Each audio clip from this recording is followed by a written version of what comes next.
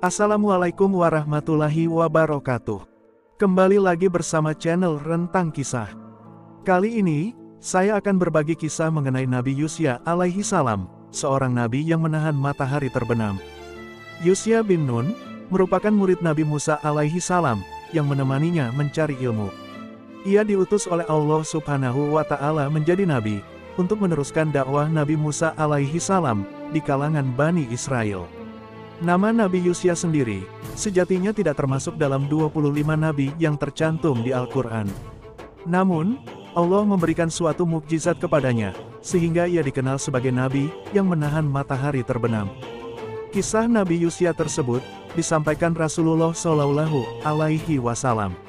Beliau bersabda, sesungguhnya matahari tak pernah ditahan untuk seorang manusia pun, selain untuk Nabi Yusya, di hari beliau melakukan perjalanan menuju Baitul Maqdis untuk jihad. Hadis riwayat Ahmad dalam Al-Musnad dari Abu Hurairah. Kisah Nabi Yusya menahan matahari ini, diceritakan Syekh Umar Sulaiman Al-Asikor, seorang guru besar Universitas Islam Yordania, dalam kitabnya, Kisah-Kisah Sahih seputar para Nabi dan Rasul. Syekh Umar menukil salah satu hadis-hadis Nabi, yang diriwayatkan Imam Bukhari dan Muslim. Syekh Umar menceritakan, Nabiullah yang berperang untuk membuka sebuah desa itu, adalah Yusya bin Nun, salah seorang Nabi Bani Israel. Beliau adalah orang yang selalu mendampingi Nabi Musa alaihi salam dalam hidupnya. Beliau juga yang menemani Nabi Musa dalam perjalanannya mencari Nabi Khidir alaihi salam. Allah Subhanahu wa Ta'ala memberinya wahyu, setelah Nabi Musa alaihi salam wafat, dan sebelum wafat Nabi Musa sempat mengangkatnya, sebagai penerusnya di Bani Israel. Nabi Yusya adalah pemimpin, yang berkat jasanya, tanah suci bisa direbut kembali. Saat persiapannya menuju kota yang hendak ditaklukkan, Nabi Yusya berusaha agar pasukannya menjadi pasukan kuat dan tangguh. Karena itu, dia menyortir prajurit-prajurit yang bisa menjadi biang kekalahan, karena hati mereka lebih disibukkan oleh perkara dunia. Nabi Yusya mengeluarkan 3 kelompok prajurit, yang tidak diizinkan untuk pergi berperang. Yang mana, kelompok pertama adalah orang yang telah berakad nikah, tetapi belum menyentuh istrinya. Kelompok ini, tidak diragukan pastilah sangat tergantung hatinya dengan istrinya, lebih-lebih jika dia masih muda. Kelompok kedua, adalah orang yang sibuk membangun rumah, dan belum menyelesaikan bangunannya. Kelompok ketiga, adalah orang yang membeli unta, atau domba bunting, sementara dia menantikan kelahirannya. Prinsip yang dipegang oleh Nabi Yusya ini, menunjukkan bahwa dia adalah panglima yang unggul, pemilik taktik jitu dalam memimpin, dan menyiapkan bala tentara, sehingga kemenangan bisa diwujudkan. Prajurit tidak menang dengan jumlah besarnya, akan tetapi dengan kualitas. Ini lebih penting daripada jumlah dan kuantitas. Oleh karenanya, Yusya mengeluarkan orang-orang yang berhati sibuk dari pasukannya, yakni orang-orang yang badannya di medan perang, tetapi pikirannya bersama istri yang belum disentuhnya, atau rumah yang belum diselesaikannya, atau ternak yang ditunggu kelahirannya. Allah telah menyampaikan kepada Rasul-Nya, bahwa mundurnya orang-orang munafik di perang Uhud mengandung kebaikan bagi orang-orang mukmin. Jika mereka berangkat bersama-sama kamu, niscaya mereka tidak menambah kamu, selain dari kerusakan belaka, dan tentu mereka akan bergegas-gegas maju ke muka di celah-celah barisanmu, untuk mengadakan kekacauan di antaramu. Quran Surah At-Taubah, ayat 47.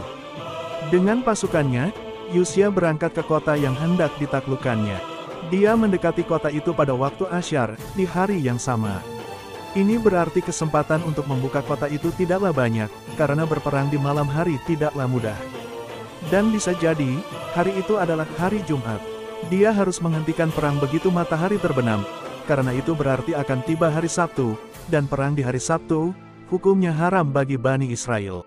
Maka dia harus mundur dari kota itu sebelum merebutnya, dan ini berarti memberi peluang kepada penduduk kota untuk memperkuat pasukannya, memperbaiki benteng-bentengnya, dan menambah kekuatan senjatanya.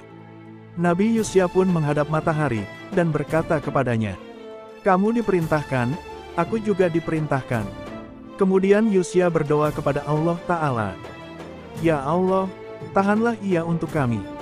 Dan Allah mengabulkan permintaannya, dan menunda terbenamnya matahari, hingga kemenangannya diwujudkan.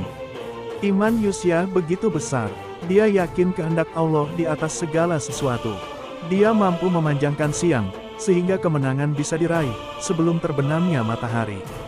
Urusan seperti ini tidak sulit bagi Allah, dan kita mengetahui pada hari ini, bahwa siang dan malam terjadi karena berputarnya bumi mengelilingi matahari.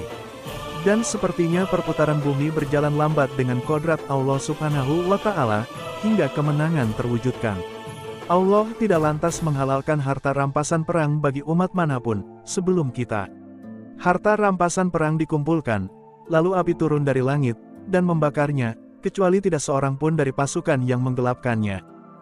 Jika harta rampasan perang ada yang digelapkan, maka api menolak untuk melahapnya. Ini berarti Allah tidak ridho kepada mereka. Harta rampasan perang dikumpulkan, api pun turun, tetapi tidak memakan apapun. Maka Nabi Yusya berkata, "Di antara kalian ada yang menggelapkan harta rampasan perang." Untuk membongkarnya, Yusya menyuruh masing-masing kabilah mengeluarkan satu orang untuk membaiat. Maka tangannya menempel lengket di tangan orang yang berasal dari kabilah yang menggelapkan harta rampasan perang. Nabi Yusya membaiat anggota kabilah itu satu persatu. Tangannya lengket dengan tangan 2 atau 3 orang, dan Yusya berkata, "Penggelapannya ada pada kalian." Akhirnya mereka mengeluarkan sebongkah emas besar dalam bentuk kepala sapi, dan diletakkan di antara harta rampasan yang lain. Api turun dan memakannya. Hukum ini telah mansukh bagi kita. Harta rampasan perang telah dihalalkan bagi kita, sebagai rahmat dari Allah kepada kita, dan karunia-Nya. Dan dihalalkannya harta rampasan perang, merupakan salah satu kekhususan atas umat ini. Di bawah kekuasaan Bani Israel, kaum Baitul Maqdis kembali beriman kepada Allah. Nabi Yusya memerintahkan mereka dengan kitab Taurat, sampai ia meninggal dunia, di usia 127 tahun. Demikian kisah Nabi Yusya, sang panglima yang berhasil merebut tanah suci. Adapun hikmah dan pelajaran dari kisah ini adalah, Nabi Yusya tidak mementingkan jumlah besar dalam menghadapi musuh. Beliau lebih memperhatikan kualitas pasukan perangnya. Beliau menyortir tentaranya dari prajurit-prajurit yang hatinya tertambat dengan urusan dunia. Sekian konten Islami kali ini. Nantikan konten Islami menarik lainnya, hanya di channel Rentang Kisah. Jangan lupa subscribe, like, komen dan share video ini, ya, teman-teman. Terima kasih. Wassalamualaikum warahmatullahi wabarakatuh.